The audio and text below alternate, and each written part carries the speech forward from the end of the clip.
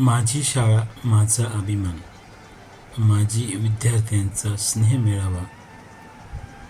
गोठी मुले नंबर 1 व 2, मुली नंबर 2 या शाळेकडून झालेल्या मेळाव्यातील माजी विद्यार्थ्यांचे मनोगत. विद्यार्थी होतो. आमच्या वेळेस कौलारू शाळा होती. मी एक छोटंसं उदाहरण देतो तुम्हाला. इंग्लंडमध्ये एक उठाव झाला होता. त्या उठावामध्ये म्हणजे तो उठाव कशासाठी होता तर त्याच्यामध्ये ना सर्वांना मोफत जेवण देण्यात येते. लंच जो आपण आज भारतातही चालू केला आहे. तर त्याच्यामध्ये त्या लोकांनी उठाव केला, आईवडिलांनी, आमच्या मुलांना मोफत देऊ नका, कारण मोफत दिलं तर त्याचं महत्त्व राहत नाही. आमच्या मुलांकडून 1 रुपया का होईना शुल्क घ्या. त्याच्यावर काय होतं ज्या पूर्ण ब्रह्म हे समजलं पाहिजे आणि त्याही बरोबर त्यांचे गीतेचे श्लोक पण पाठ घेतले पाहिजे. अशी कळकळीची विनंती आहे, कारण संस्कार हे माणसाला कुठे कुठे घेऊन जातात आणि ते आणि सुदैवाने मी याच शाळेचा माझे विद्यार्थी म्हणून पण आहे. 1989 ते 1994 या काळात आपल्या तुमच्या सर्वांना आठवत असेल, आपल्या पूर्वीच्या शाळेचं नाव होतं जिल्हा परिषद शेतकी बेसिक मुले नंबर 1 असं आपल्या त्यावेळेस शाळेचं होतं. छानपैकी कौलारू इमारत होती आपली आणि सुरुवातीच्या काळात सारवायचो पण आपण. नंतर पोलीस सर मला पहिले चौथीचे शिक्षक होते आणि मी नवोदयला वगैरे स्कॉलरशिपला वगैरे जे काही आलो हे सर्व शिकलो मी स्वर्गीय वासप्रशंकर पोलीस सरांकडे. आज ते आपल्यात नाही आहेत, पण शिंदे सरांची शिस्त सरांना माहीत असेल, पोलीस सरांचं शिकवणं माहीत असेल, कतेरे सर असतील, सिसोदे सर असतील, हे सगळे गोसावी मॅडम असतील, हे शिक्षक त्या काळात तुम्ही जर आठवले असतील तर एकदम कडक शिस्तीचे होते सर्व. आणि तुम्ही सगळेजण इथं शिकलेले, जसं मी शिकलेले, याचे मोठे बंधूला मी चांगलं ओळखतो. त्याच्यानंतर हे सिनियर होते सुधाकर मला खाने सरांनी त्यांच्याबरोबरचे. अशी बरीच मंडळी आपली आता बरीच मंडळी इथं आलेली नाही, लोक त्याच्या कामात व्यस्त असेल.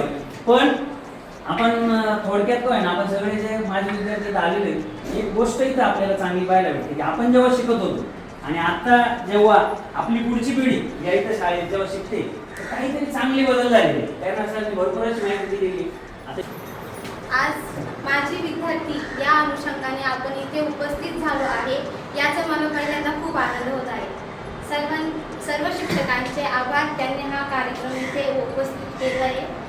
आज जेव्हा आम्ही शिकत होतो तेव्हा जे शिक्षक आहेत त्यापैकी एकही आज इथं नाही आहे, पण त्यांनी आम्हाला जे काही संस्कार दिले आहेत ते आजही आमच्यासोबत आहे.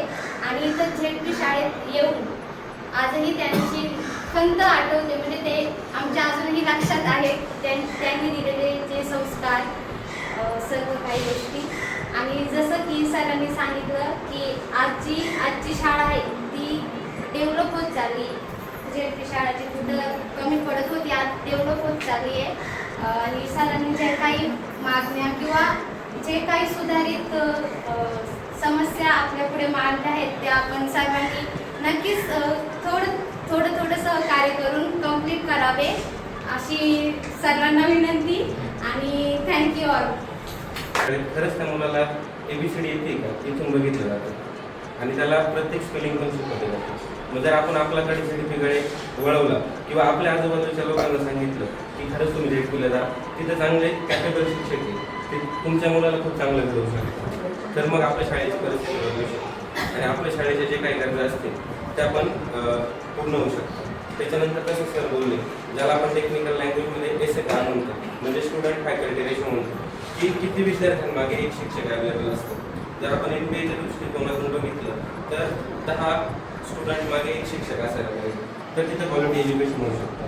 जर आपण गव्हर्नमेंटला विनंती केली, जसं उठाव म्हणतो आपण, तर ॲटलिस्ट 30 विद्यार्थ्यांमागे एक शिक्षक तरी असायला पाहिजे किंवा कमीत कमी 20 विद्यार्थी जर असतील एका शिक्षकामागे, तर ते मुलं जास्त चांगले करू शकतात. आता पण उद्या सांगितलं आहे ती सगळी काही जुनी गोष्ट. आता मेन एक पॉईंट मला असं मांडायचं आहे की आम्ही शाळेत असताना आमच्या कॉलेजला आविष्कार कॉम्पिटिशन म्हणून एक कॉम्पिटिशन घेतलेलं जाते. तिथं सर्व स्टुडंट त्या कॉम्पिटिशनमध्ये भाग घेतात आणि नवीन काहीतरी इनोव्हेटिव्ह आयडिया शोधत असतात केमिस्ट्रीच्या रिलेटेड. रिलेटेड झाले, इंग्लिश झालं, बॉटनी झालं. तर माझा असा मुद्दा आहे की तुम्ही झेडपी शाळेत पण अशी एक आविष्कार कॉम्पिटिशन घ्यावा की ज्याच्यामुळे लहान लहान मुलं आहे त्यांना पण इनोव्हेटिव्ह आयडियाज त्यांच्यामध्ये निर्माण होतील आणि त्याचं एक प्रेझेंटेशन जर तुम्ही ठेवलं तर त्यांच्यामध्ये अजून तो उत्साह निर्माण होईल आणि नवीन काहीतरी आयडिया त्या शिकतील. आम्ही पण